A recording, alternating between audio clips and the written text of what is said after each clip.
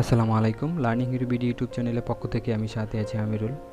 আজকের টিউটোরিয়ালে আমি আপনাদেরকে দেখাবো যে কিভাবে সম্পূর্ণ বিনামূল্যে সরকারিভাবে 10,000 টাকার একটি স্কলারশিপ সহ একটি ফ্রিল্যান্সিং কোর্সে আপনি রেজিস্ট্রেশন করবেন। এই সম্পূর্ণ process A to Z guideline আজকে আমি আপনাদেরকে দেখাবো। তো তার জন্য প্রথমে আপনার চিনিগুড়া মিষ্টি একটি ব্রাউজার গুগল ক্রোম সেটা ওপেন করে নেবেন এবং আমি ওপেন করে নিলাম। তারপর এখানে একটা উপরে ইউআরএল বারে আপনারা একটা লিঙ্ক দেখতে পাচ্ছেন। এই লিঙ্কটা আমি ভিডিও ডেসক্রিপশন বক্সে দিয়ে রাখবো, আশা করি ওইখান থেকে আপনারা কালেক্ট করে নেবেন। তো এই লিঙ্কটাতে আমি প্রবেশ করার পর এখানে দেখতে পাচ্ছেন যে এমন একটা ইন্টারফেস। তো এখানে দুইটা বাটন আপনারা দেখতে পাচ্ছেন, register for Dhaka division, register for Chittagong division. তো এই দুইটা বাটন দেখার পর আপনাদের ঘাবড়ানোর কোনো কিছু নাই। আপনারা যে কোনো ডিস্ট্রিক্ট যে কোনো ডিভিশনের হন না কেন আপনারা এই কোর্সের জন্য রেজিস্ট্রেশন করতে পারবেন। তো এখানে আপনারা দেখতে পাচ্ছেন যে 19টা কোর্স আপনাদের জন্য অ্যাভেলেবল আছে। তো এই 19টা কোর্সের ভিতর আপনারা সবচাইতে ট্রেন্ডিং যে কোর্সগুলো সেইগুলাতে আপনারা রেজিস্ট্রেশন করবেন।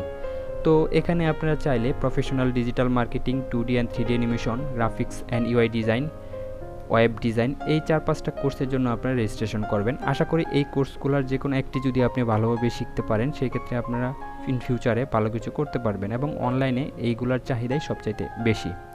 তো এই কোর্সগুলোর ডিউরেশন হচ্ছে 240 ঘন্টার 3 মাস ব্যাপী।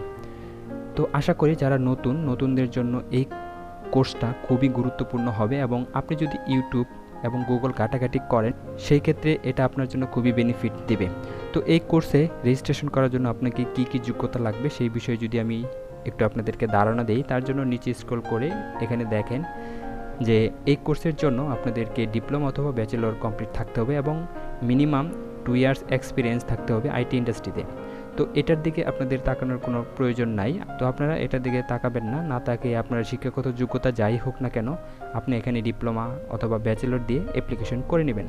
তো এই কোর্স শেষে আপনি কি কি বেনিফিট পাবেন, তো এখানে সবচাইতে গুরুত্বপূর্ণ যে বিষয়টা এবং সবচাইতে ভালো যে দিকটা সেটা হলো এখানে এই কোর্স শেষে যারা নিয়মিত রেগুলার ক্লাস করবেন সেই ক্ষেত্রে আপনাদেরকে এখানে একটা জবের ব্যবস্থা করে দেবে এবং এখান থেকে আপনারা একটা সরকারি সার্টিফিকেটও পাবেন।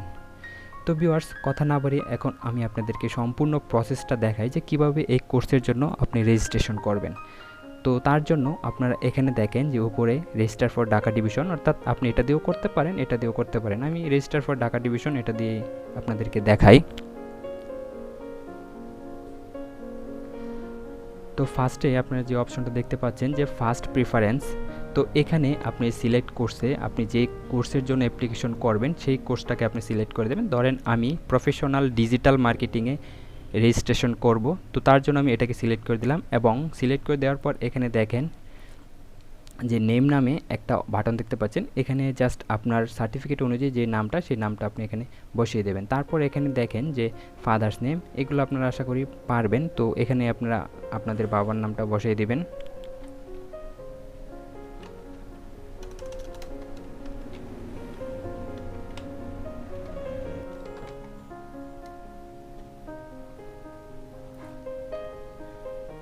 তো আমি আমার মায়ের নামটা বসিয়ে দিলাম।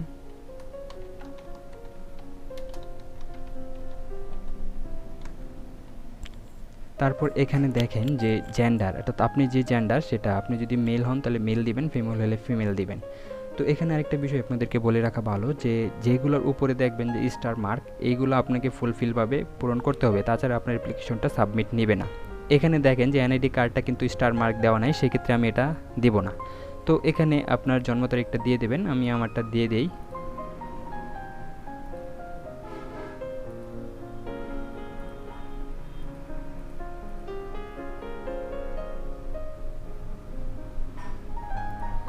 এখানে আমি আমারটা দিয়ে দিলাম, আপনারা আপনাদের জন্ম তারিখটা দিয়ে দেবেন। এগুলো আসলে রিয়েল দেবেন, রিয়েল দেওয়াটাই বেটার, কারণ পরবর্তীতে আপনার যে সার্টিফিকেটটা প্রদান করবে সেই সার্টিফিকেটটা যাতে ভালোভাবে হয় সেই জন্য। আর যদি ভুল ইনফরমেশন দেন সেই ক্ষেত্রে আপনার সার্টিফিকেটটাও ভুল ইনফরমেশন দিয়েই হবে। তো তারপর আপনার রিলিজিয়ন যেটা আছে সেটা দিয়ে দেবেন। আমি যেহেতু ইসলাম দিয়ে দিলাম এবং এটা এখানে যদি আপনি মুসলিম হন সেই ক্ষেত্রে বাঙালি মুসলিম দিবেন, যদি হিন্দু হন সেই ক্ষেত্রে বাঙালি হিন্দু এটা দিয়ে দেবেন। যেহেতু আমি মুসলিম সেই ক্ষেত্রে আমি এটা দিয়ে দিলাম। আপনারা অন্যান্য উপজাতির হলে সেই ক্ষেত্রে অন্যান্য উপজাতি সিলেক্ট করে দিবেন। তো এখানে যে মোবাইল নাম্বারটা দেবেন এটা অবশ্যই অ্যাক্টিভ মোবাইল নাম্বার হতে হবে, কারণ এই মোবাইল নাম্বারের মাধ্যমে আপনাকে জানানো হবে যে ক্লাসের শিডিউল, অথবা আপনাকে যদি এক্সাম নেয় তারা, সেই ক্ষেত্রে এক্সামের শিডিউল আপনাকে এই মোবাইল নাম্বারের মাধ্যমে জানানো হবে। তো আমি সঠিক মোবাইল নাম্বারটা দিয়ে দিলাম। তারপর এখানে দেখেন যে এখানে আপনি একটা ইমেল অ্যাড্রেস দিয়ে দিবেন। আমি আমার ইমেল অ্যাড্রেসটা দিয়ে দিলাম।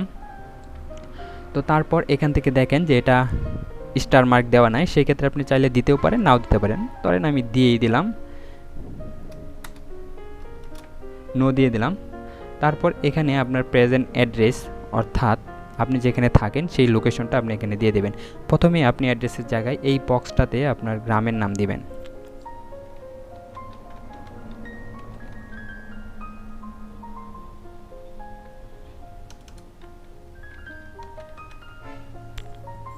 তারপর আপনার শহর দিবেন, সিটি যেটা,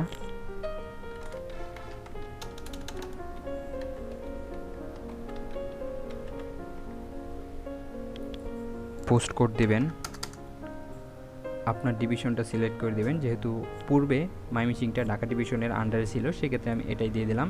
এবং আপনার ডিস্ট্রিক্ট, আমার ডিস্ট্রিক্ট আমি দিয়ে দিলাম। তারপর আমার উপজেলা, এটা আমি দিয়ে দিলাম। সাব ডিস্ট্রিক্টটাও আমি দিয়ে দিলাম।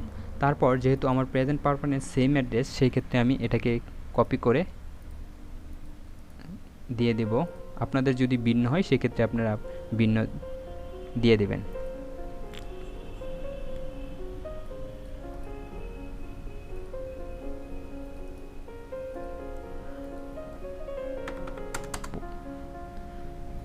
সবগুলো আমি সেমভাবে দিয়ে দিলাম।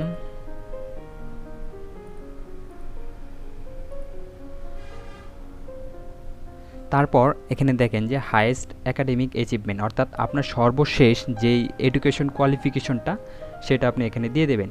ধরেন আপনি এখন এসএসসি পরীক্ষা দেন নাই, সেই ক্ষেত্রে আপনি চাইলে কি অ্যাপ্লিকেশন করতে পারবেন না? অবশ্যই পারবেন। আপনি এখানে জাস্ট যে কোনো একটা সিলেক্ট করে আপনি দিয়ে দেবেন, তাহলেই হবে। জাস্ট এতটুকুই। তো এখানে আপনার প্রতিষ্ঠানের নামটা আপনি দিয়ে দেবেন।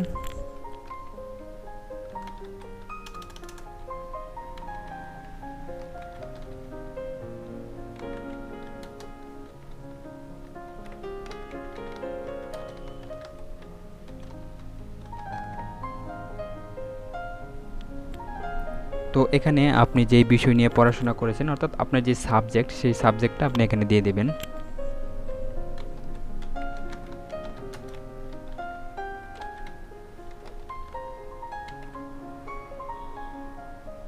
তারপর আপনার পাসিং ইয়ারটা আপনি দিয়ে দেবেন।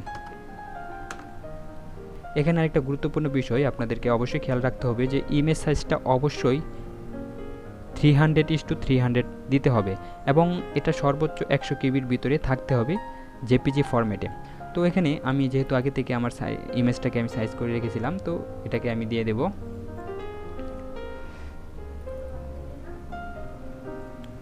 তারপর আপনি আপনার সিকিউরিটি কোডটা দিয়ে দেবেন।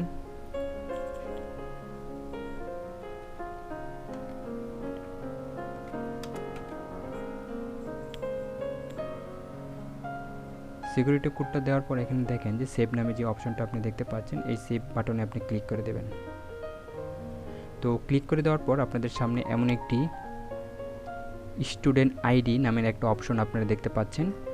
তো এই আইডি নাম্বারটা আপনারা অবশ্যই সেভ করে রাখবেন, এটা আপনার পরবর্তীতে কাজে লাগবে।